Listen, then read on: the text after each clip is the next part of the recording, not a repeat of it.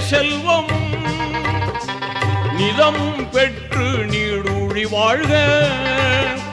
ஆண்டவன் அருளால் குழந்தைகள் ஈன்று அறமாய் நபி வழி நடந்து வாழ்க.